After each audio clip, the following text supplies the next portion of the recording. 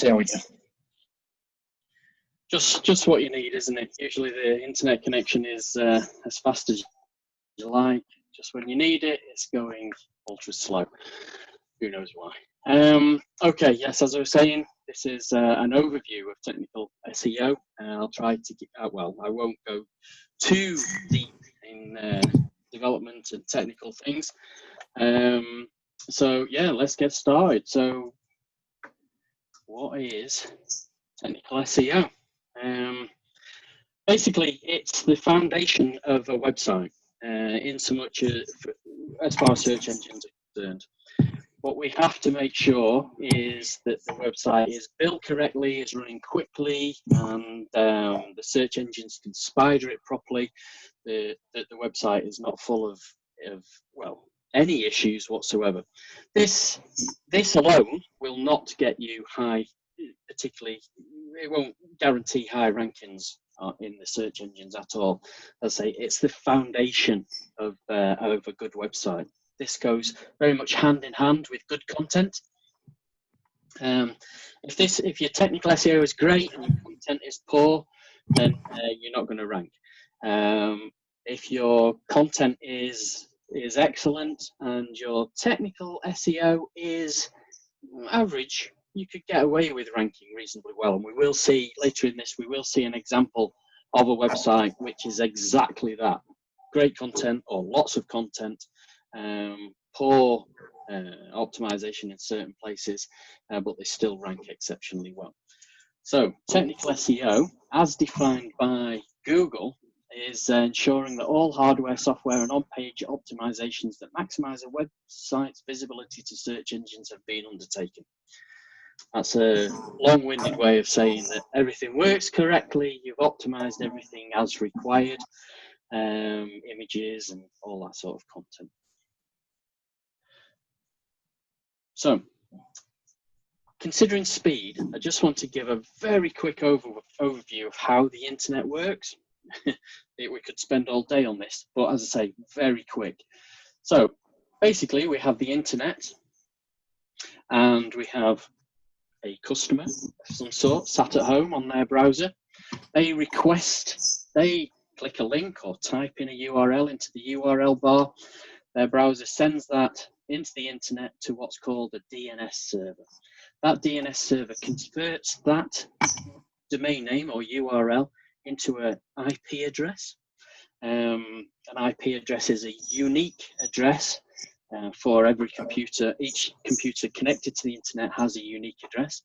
That DNS server sends back that IP address to the browser. That browser then can say, right, okay, I now know where the website I'm after actually is, and it uses that address, not the domain name. And it sends to that web server the details of the page it actually wants. The web server then has to send that back to the browser. Okay, complex process, and it's just taken me I've done it reasonably quickly, but let's say it's taken me a minute to describe it. The Google expects that whole process to take place in milliseconds.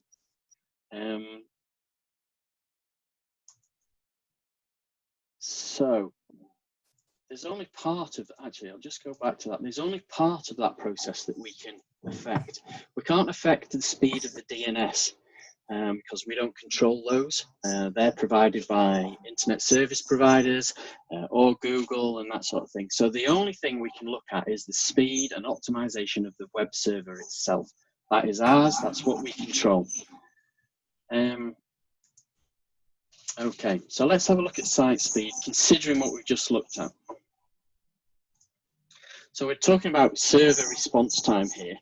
Now, this is all figures, and if you're just doing content, you may be thinking, oh, well, I'm not interested in this. Our DevOps guys optimize all this. Quite often you'll find that a server will be set up quite quickly, quite easily, and not necessarily optimized as well as it could be. So you may find some of these speeds or these readings are particularly slow for your website. Now, this is one of the first things that Google check or all the search engines check for your website. And the first one we want to look at here is what's called first byte. Now, first byte is the first bit of data that is returned from the web server when the request comes from the browser to it. So, as you can see on screen, we're looking for the stats that we have here. We're looking at 0.238 seconds. Now, that's a great score. That really is a great score. However, we have seen websites that have got this at as high as 1 second, 1.2 seconds, that sort of thing, and that's extremely slow, to say the least. The second figure there you can see is 0.242 seconds. If that is vastly different from the first number, then you've actually got a serious issue on your server. Maybe it's overloaded, it can't serve requests up as quickly as it should be. Maybe the traffic varies so much that at peak times it's struggling. So you always want to, as I say, you always want to aim for 0.2, 0.3 seconds here. Now, you'll be like, where can I get these stats from? I shall show you some tools at the end of this presentation where you can look at these. And if anybody who's concerned about a site ranking high should be considering these aspects of the site, the speed. Now, the second thing that we look at is document complete time, and this is influenced by the amount of content on a page, really. A page with a significant amount of content requires more optimizations, which we'll be looking at in a moment. A page with a minimal amount of content, obviously everything's going to download much quicker, images, that sort of thing. They're the scripts for animations. They're the things that take the time to download. Now, I'm not saying you should remove these things from your page at all, not at all, because a basic page doesn't give a good user experience, again, which is something we'll be looking at in a few minutes. So you can see here that this one's got 5.252 seconds for the page download time. That is a little slow, because even though the user will be able to interact with the page there, Google will see that that page is taking five seconds to download. They'll rank it as not a particularly great user experience. If you can get that figure as low as possible, even down to a second and a half, then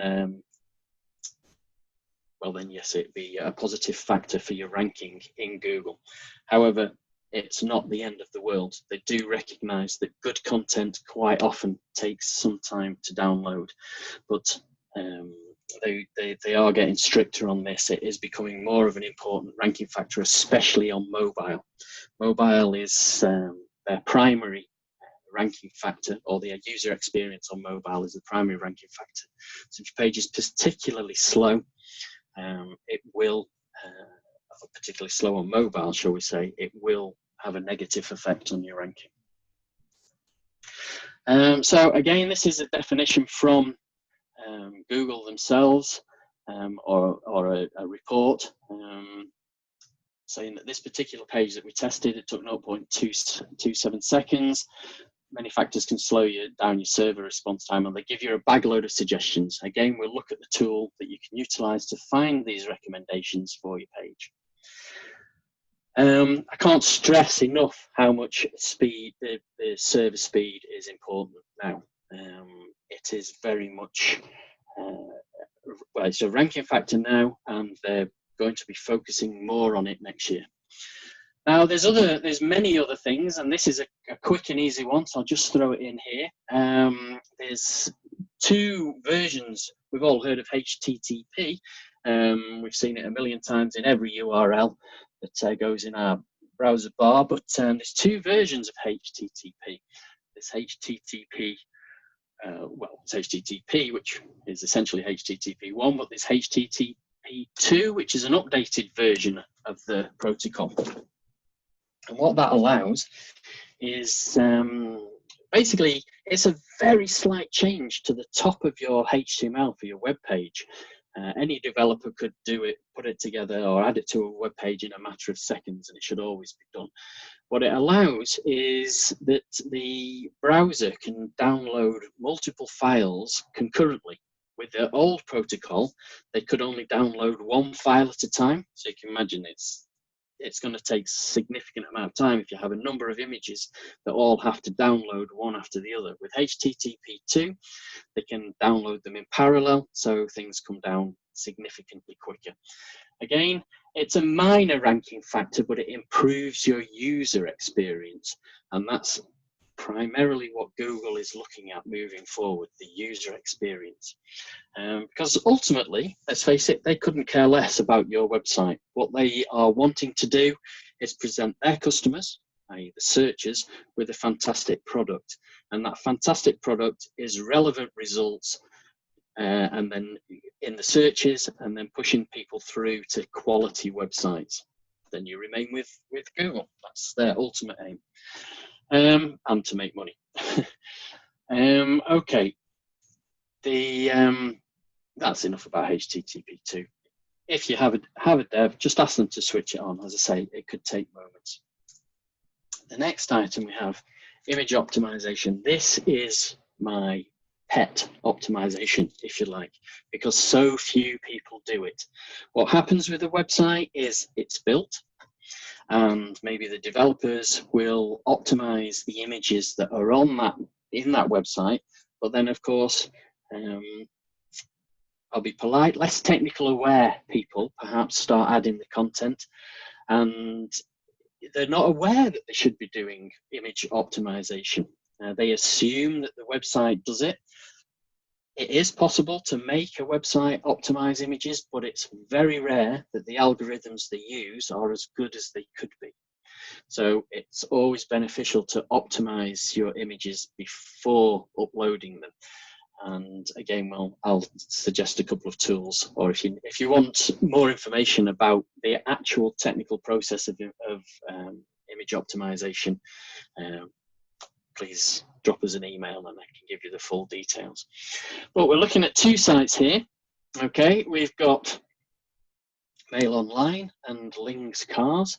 Mail Online, I'm sure most people have landed on that site at some point in their browsing history. Ling's Cars, maybe not so. As you can see, one looks great, one doesn't look quite so good. Now, ordinarily, if we had audience interaction, I'd be asking which site do people presume is the best for image optimization, because they both have a lot of images. Let's just have a look. It's fast, but you can see the length of the page.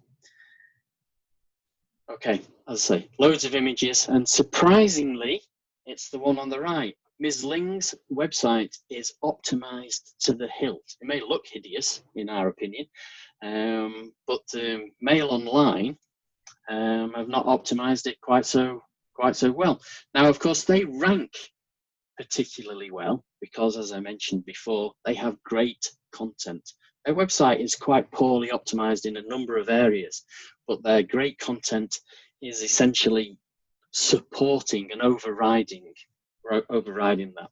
Now, for something as high profile as the Mail Online, it doesn't matter so much. For a smaller site like Ms. Ling's site, it is, well, a very high priority. Because of course she has fewer people looking for her. She's not got regular news reports on her site, which can generate links in the search engines. So she's optimized her site.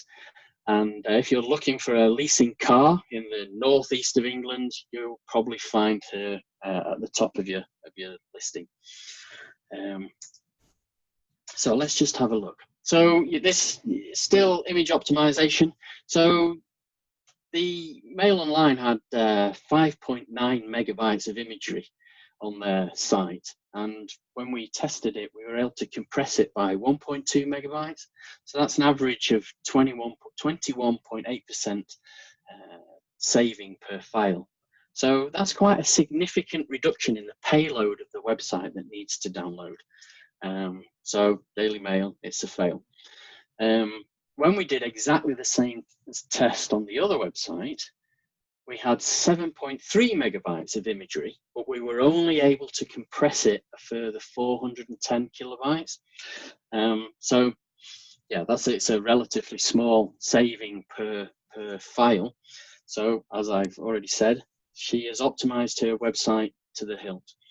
Now, if you have a relatively, I'm guessing most people here today don't have a site as high profile as the Daily Mail, or anything like that, then these aspects, the image compression, is an important factor.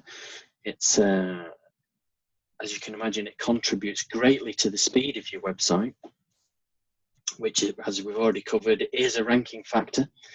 And yeah, over mobile, as you can imagine, massive files will take a significant amount of time to download over perhaps a 3G connection and that sort of thing. And Google monitors that, particularly if you have Google Tag Manager or Google Analytics on there. You essentially allow Google then to time your website even more accurately. So that's a negative factor for having Google Analytics on there. But of course, it's not a reason to remove Google Analytics. That would be ridiculous. But of course, they can time your website even more closely when that's included. Okay, the next thing we need to look at is what's called render blocking content. So there's certain parts of most web pages, any web page that's worth looking at, that the files that are included with the website that download that have to be run before the web page can be displayed. These are usually JavaScript. They can be CSS, which short for cascading style sheets, which is the instructions on how to display the content on the page. A significant amount of that has to be downloaded before the browser can actually display your page. Now, of course, if you have a load of what's called render blocking content, it stops the page from rendering whilst it's downloading. So Google will highlight this as a very important factor to user experience, because of course it stops the web page being visible while those items download. And Google is more impatient than your users. We all know that if a page takes a reasonable amount of time to download, people will click off and move away to other websites. Additionally, Google will say, right, okay, this is just taking way too long. There's things blocking this page left, right, and center, and they will put a negative ranking factor against your site. So there's certain things that you need to do. If you're a developer, then you'll probably already know that you should move the JavaScript or the JavaScript that doesn't need to be run straight away to the end of the HTML, and minimize the amount of JavaScript that loads in the head of the document, and then load large files such as fonts and that sort of thing at the end, after all the other visual aspects and the content has loaded. It has its negative points, because if you load things like fonts after everything else, what can happen is the user can see your website with the default fonts in place, and then the designed in fonts will load afterwards, and they'll see a flick of change of content. So yes, it's not always ideal, but if you have those large files loading at the beginning of your site, Google will highlight it as a negative factor, and they show it in the tools that I'll demonstrate later. So it does need to be considered. Okay. Minify everything. Right.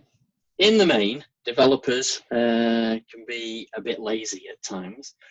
So we tend to just upload the nicely laid out code that we write, and we'll upload that to the server. And when we come to work on it again, it's all nice and pretty, it's easy to work on, there's no difficulties. However, that is not the way to work, unfortunately, because that's some CSS there, and you can see it's all laid out nicely, easy to read if you know anything about CSS. However, there's a lot of things in there that the browser and Google and just isn't interested in. It's white space, new lines, and that sort of thing, carriage returns, making it all pretty. So minifying is the process of removing all that. So what you should do is all your website files, HTML, CSS, and JavaScript, should be minimized or minified. So there's tools that will take all the prettiness out of your files and allow you to upload those to the server. All developers should be doing this. It's not just something that you should just, oh, well, maybe we'll do it, maybe we won't, because it removes so much data. The HTML files, CSS, JavaScript are all essentially text files. And quite often you can reduce the size of each one by 50% by removing all this. If you're not a developer, ask your developers to do it. If you are managing the code of your own website, again, there's bags and bags of tools to do it. If you want more information about the tools that are available as a developer, or if you're managing a small website, give us a shout separately to this, and we can perhaps give you a small tutorial on it or something like that. Okay, browser caching. This relates back to the speed at the beginning of this presentation, because it is a device that, or a setting on your server that basically tells the browser to say, these files that I'm sending you change infrequently, so keep hold of them. Quite often it's the CSS files or certain images and JavaScript and that sort of thing. They don't change from day to day. And Google will test your website to see which files you're instructing the browser to cache. So it's keeping hold of them, storing them. And the time that Google expects is not a matter of minutes. They will expect you to be setting cached items to be stored for months, even years. Quite often the recommended time is to set content that doesn't change to be cached for a year. Now, the first question there is usually, well, what happens if I change my website? And there's techniques in there that mean that tell the browser that item is now redundant, download a new version. As simply as change, if there's a new image, it's going to have a different file name. So that will tell the browser, okay, the old image is no longer there, download this new one. But of course, if that page is reloaded and the image has been cached, then the browser can display it much more quickly, because it doesn't have to download that new version of the image. It has it cached on the hard drive, and it can load it instantly from there. So bottom line is, store the good stuff. Tell it to store the good stuff. That's a bit of a cheesy image for saying that, but honestly, I thought it was funny. Anyway, so yeah, cache your imagery and all unchanging files. Okay, next, encryption. Everybody's keen on encryption. We all want our data to remain secure, as does Google. There's been so many reports in the press previously of people's data being exposed, and of course a poorly developed website can make it easier for data to be intercepted. And this is not relating to hacking. This is data interception. Things like man-in-the-middle attacks and that sort of thing. And basically what that is where somebody poses as a website. So your users could be requesting a website, and a hacker of some sort pretends to be that website.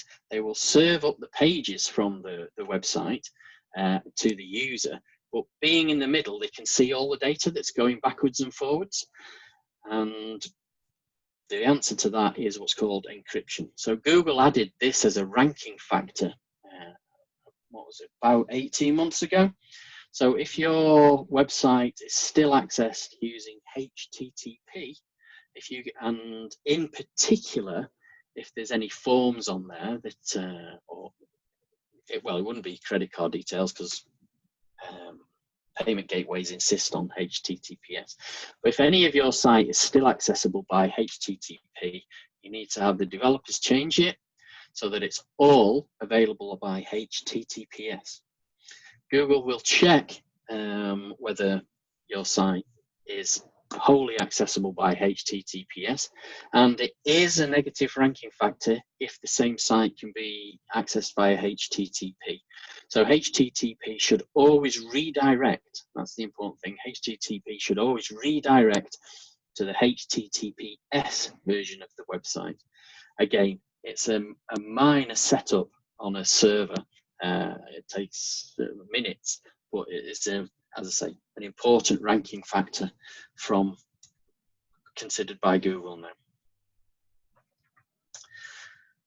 And then, yes, once you've added the security certificate set up and that sort of thing, then you'll see your site coming up as secure and HTTPS listed. Now, Google, up until a few months ago, they would essentially suggest that a site was not secure, and they'd highlight the fact that a site is using HTTPS with a green label and that sort of thing, or depending on what type of security certificate you use. They don't anymore. What they do is they assume that HTTPS, i.e. a secure website, is the default. And it should be the default, so they don't highlight it in any way, shape or form. If the site isn't secure, you now get a big red, well, a little red flag next to the domain name, and it's highlighting to users that your website isn't secure. So again, that could essentially scare them off. Okay.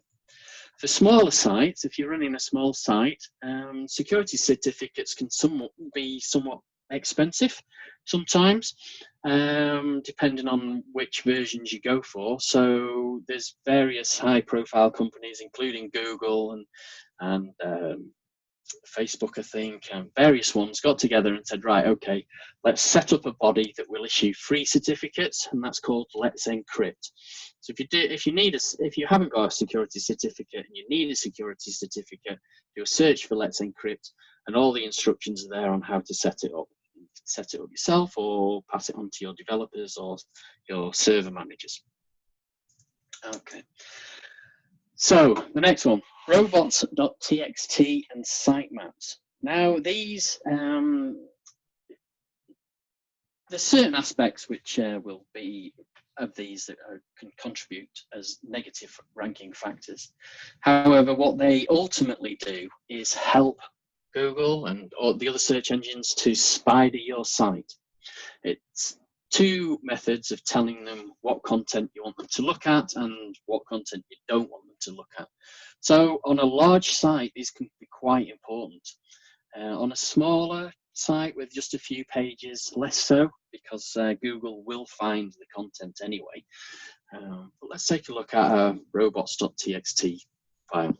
So there we have a listing which, as you can see, has come from the Daily Mail again.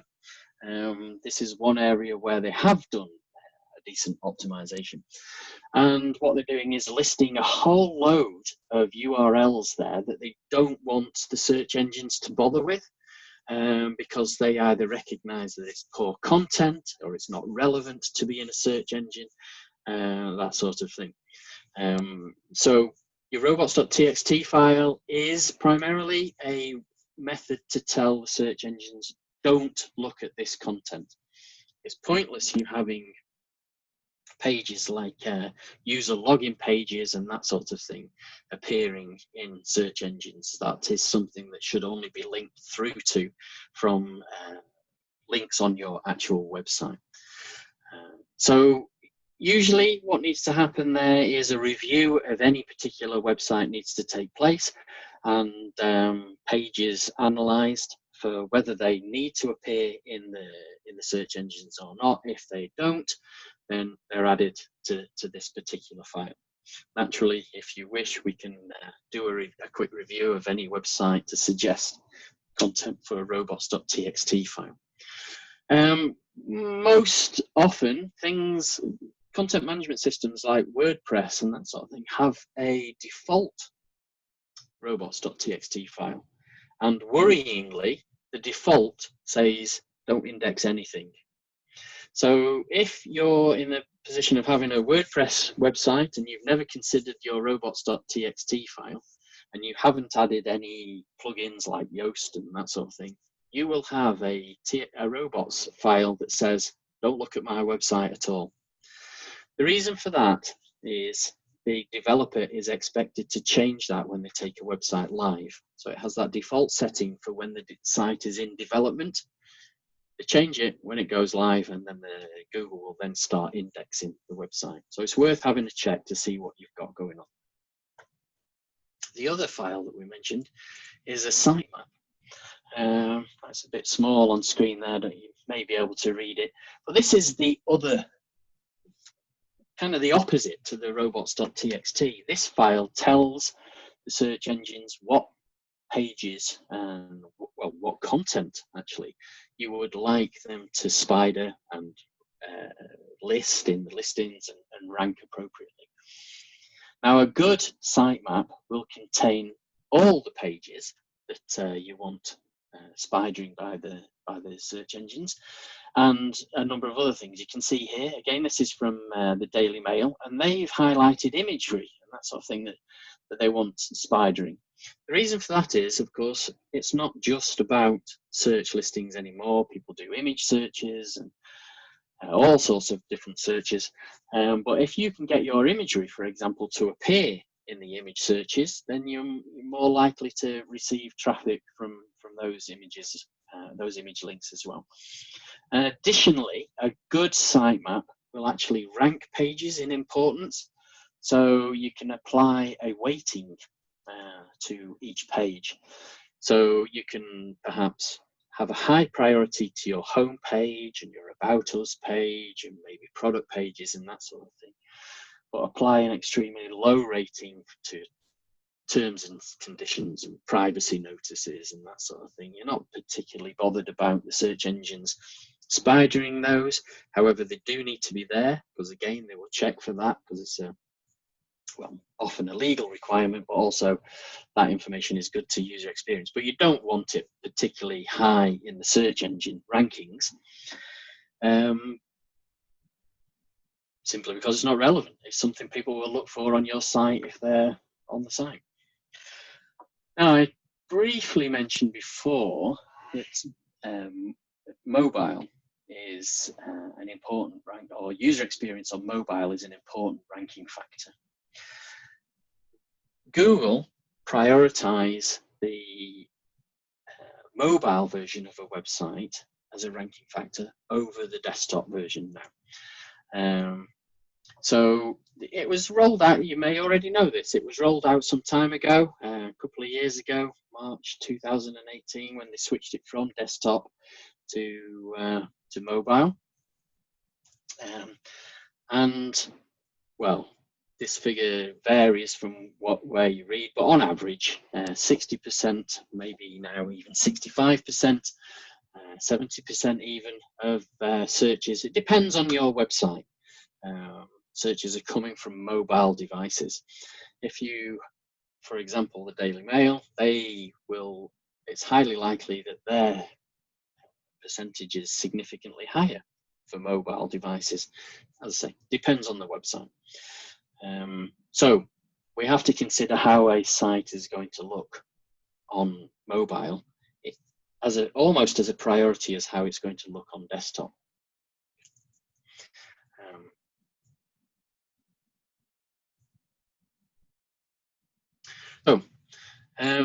As it says there, previously it was for just to enhance user experience, but it's now a ranking factor. I've covered that, but your website needs to look good on all devices.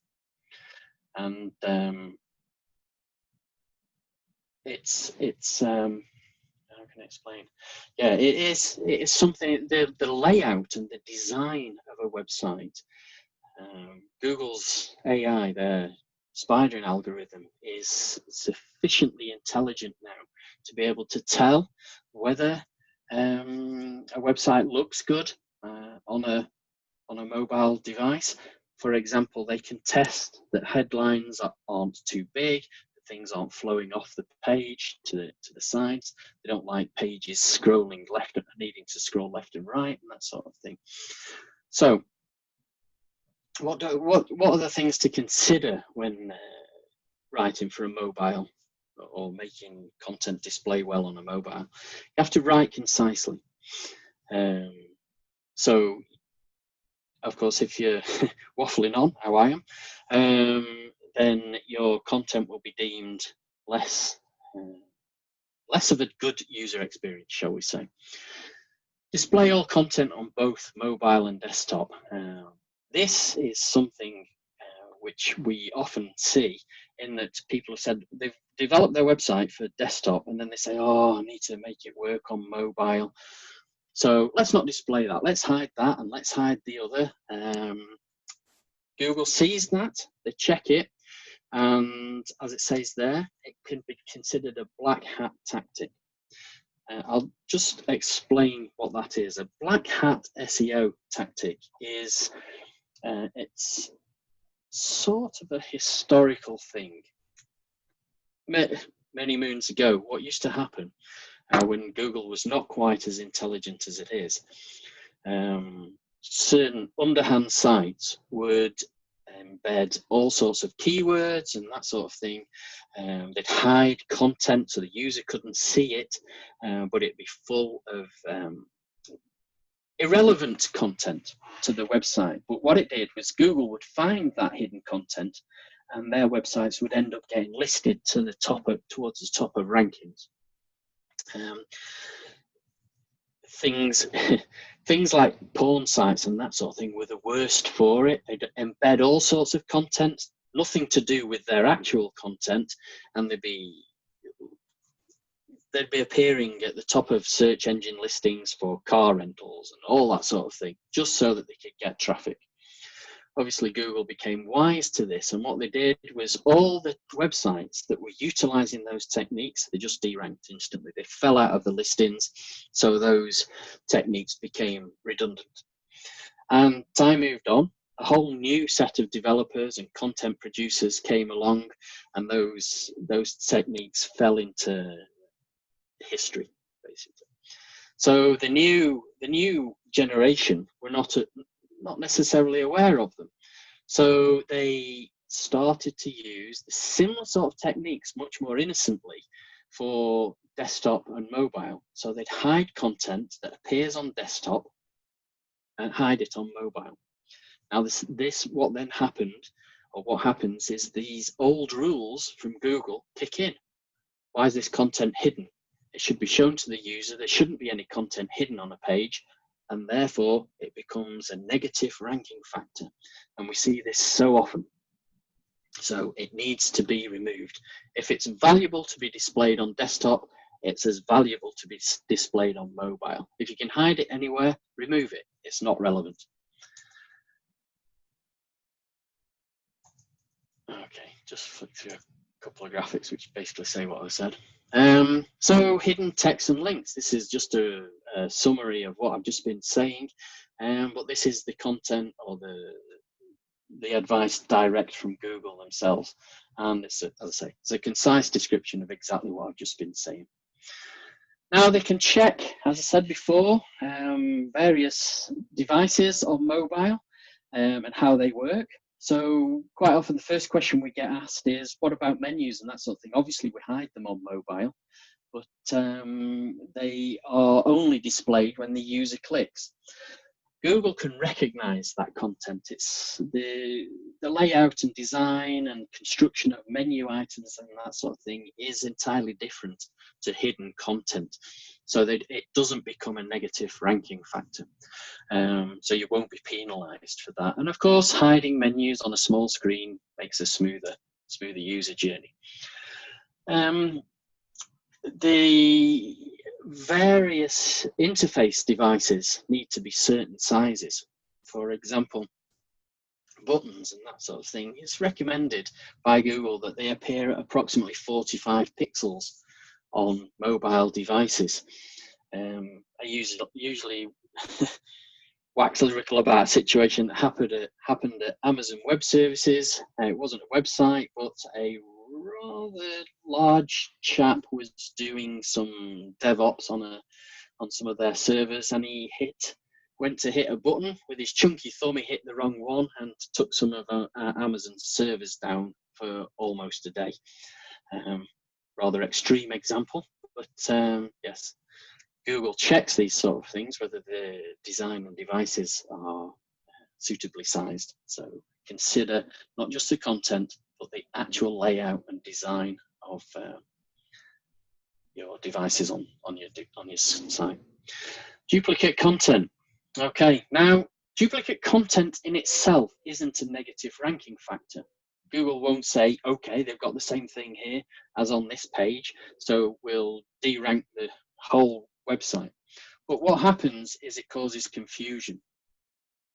Okay, because Google will find both versions of the page, and then they're going to say, the algorithm is essentially going to say which one is the one that we're supposed to display here. And any ranking juice, if you like, is split between the two. So neither page will rank particularly well. So there's a device called canonical links. And again, it's a really simple device that a developer could add to your pages pretty quickly. So it's kind of strange that we see it missing so often. And all it is what's called a canonical link. And in your HTML, there can be the links, and that's an example of a link there. As you can see, it's from the next website. And what you do is where this page is with very similar content, you put a canonical link at the top of the HTML in the header that says, right, okay, this page is pretty much a copy of another page. And the other page is the definitive master page, if you like, the important one. So ignore this page, rank the one that I canonically link to. And also you can have the canonical link at the top of the prime page, because it then reinforces the message that this is the page that we want to rank and we want to list, and the others ignore. Okay. Alt tag and content naming. These, again, because developers can be a little lazy at time, alt tags get missed out, and content naming is perhaps poor. And also then when it's other content producers are adding content to a site, maybe this isn't considered. But every image should have various things added to it. So in your CM, quite often a developer would be able to add the code directly to the HTML. A content producer, usually in your CMS or whatever system you're managing for your site, it will allow you to add these items to your images. So in that's a little bit of HTML that we can see there. So the first bit, ASD 123 blah blah blah, is actually the file name. And why call your file name that? It's meaningless. Give the name more words. It's an opportunity to include keywords, and obviously they're not particularly great keywords, but it demonstrates it's an example.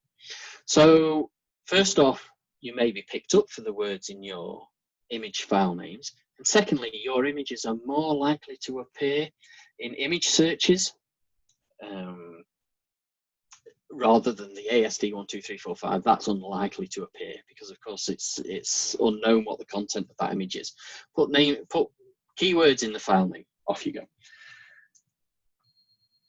Additionally, the alt, as you see there, it's an opportunity to add more keywords. However, be careful. Google can pick up if you're what's called keyword loading, and that is if you're being overusing keywords. What you need to do is be sensible about it.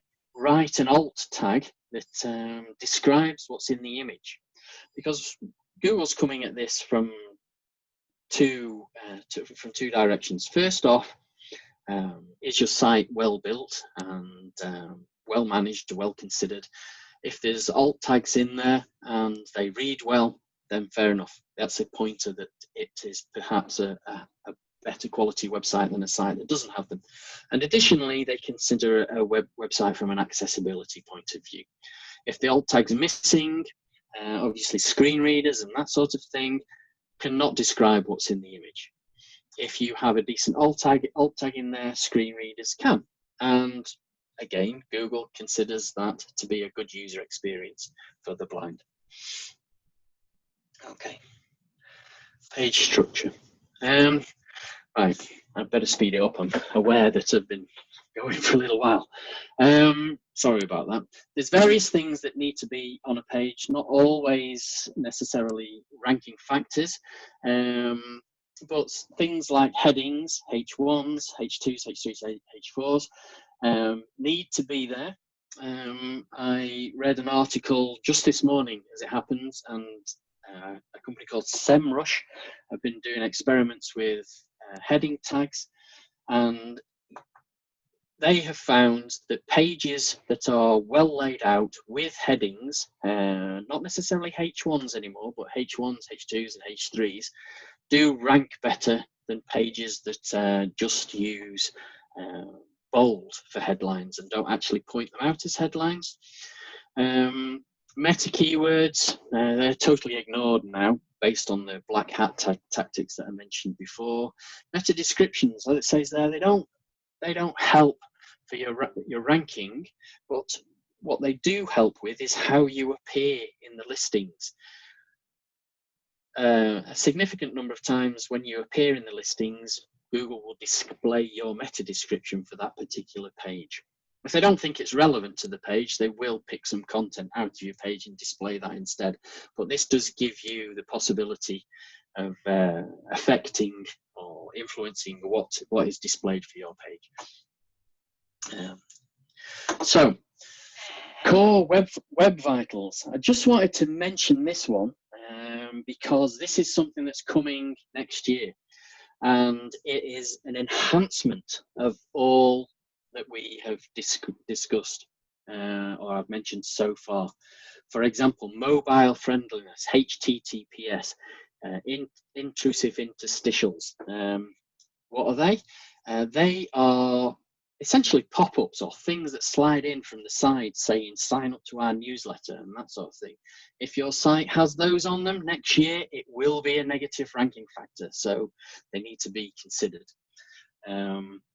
So basically, it's not so, I'll just read that out, not so much about the text of the page, which are traditional ranking signals, but more about the user experience and what it's like, how pleasant it is to use the page, how useful it is. So this is what we've been talking about, but of course, next year, Google are going to enhance this aspect of a website. So you need to be aware of that. These things you need to be considering now so that you don't suddenly fall out of the rankings significantly next year. Okay, a few quick ones. Broken links, internal broken links. Should we have any of those? No. Broken links, poor user experience again. Not a negative ranking factor, the actual broken links, because Google recognizes that all websites change and links break. However, you should be keeping on top of them. If they start hanging around for any particular length of time, then Google will start flagging the fact that they are there and could consider your site poorly maintained and it's a poor user experience. Okay, so broken links external, less you can do about these because of course they're external. But what you should be aware that your website is linking to an external website, which is broken, and conversely, you should be aware of links into your website that no longer have content available. If it's an external website linking into your site, what you should be presenting, there's a little bit of argument about this, but I believe you should be presenting a good quality 404 page. Some people say, oh, no, direct to the user to the home page or something like that. Now you need to take a view on this. If it's a broken link that there's some content that is very similar. The old content has gone away, but you have content on your website that is very similar under a different URL, then redirect to that. If it's significantly different, then you should have a 404 page that's advising the user that the content they're looking for has gone away. So they can then make a choice. Your menus should be displayed on there and that sort of thing, and advice on where they may wish to go. Redirects. I just mentioned redirects. There's two types of redirects. There's a 301, which is a permanent redirect, and there's a 302, which is a temporary redirect. For some reason, I am not entirely sure why, but Google considers 301s good and 302s bad. So if you are implementing redirects, always use 301s, not 302s. Simple advice. Okay. So I mentioned before that at the end of this presentation, I would give you a quick overview of some of the tools that you can use to analyze your website. Now, the most accessible one, the easiest one to use, is called Lighthouse. And it's built into Google Chrome. So if you go to Google Chrome on any web page, and is this going to play? Yeah, and inspect. So that's a right click, inspect, and you'll come up with this. And in that top menu, what you will see is audits. If you go to audits, and then you can say, I want to audit these items on my website, be it mobile or desktop, and then run the audit. And what it will do is it'll go away. Well, it displays what it's doing for you and analyzes the website appropriately. Just let it finish that.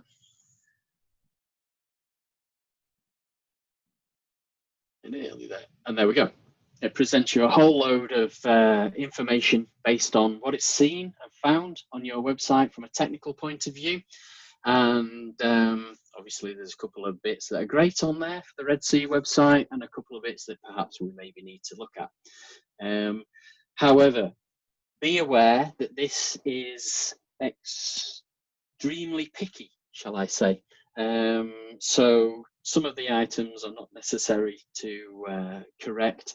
Some of them aren't always negative ranking factors, they're just advisories.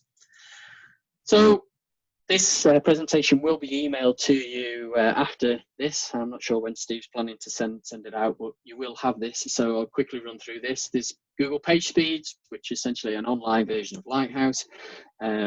Google Search Console, if you're running a website, you should have access to that for your website. It should be set up. There's Web Page Test. Now this gives you the stats for your site that we saw right at the top of this presentation. Gives the speed for your server and that sort of thing. So we can see there that it's giving a traffic light ranking for that particular website for various aspects. So speed wise, that site achieves an F, which is poor, it needs addressing. Other things are good. Compress images, it gives a ranking of A. So yeah, it's worth having a look. Run your website through that, and it'll highlight all the things you need to consider. And that's it. And I'm sorry it's taking so long. But thank you very much. Thank you, Andy. That was great. Thank you very much. Thank you. Yes, we'll be sending the slides over. I will be sending them over tomorrow morning, if not this afternoon. Like previously, they'll be via a WeTransfer link. As I mentioned, I'll also be sending a recording of today's session for you to maybe relay any bits that potentially got a bit confusing, or indeed for you to send on to any colleagues that you think today's session might also benefit. I will just see if there's any questions. I've answered a couple as we've gone on through the presentation. Currently, we have no questions. I appreciate that's quite an in-depth, complicated topic. So, you know, part of my email that I'll be sending this afternoon or tomorrow morning, I will also be adding Andy's email address too. So if you did want to ask any in-depth questions, you do have that as an option tomorrow, or indeed this afternoon.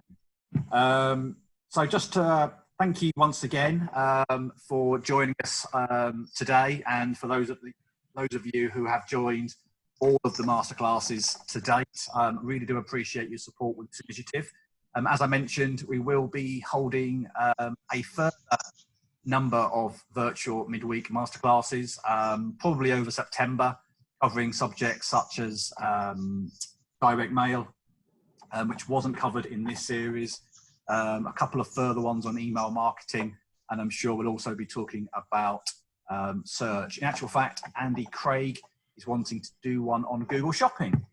So still no questions, so I will be closing the session.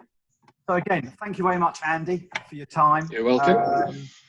I've had a comment from Karen at Getting Personal. Brilliant presentation, loved it. Thank you. Well, thank you, Karen. Really appreciate it. Thank you, Karen. Okay, well, thank you very much, guys. Really appreciate your support on this initiative, and hopefully we can see each other soon. Cheers, guys. Take care. Thank you. Goodbye.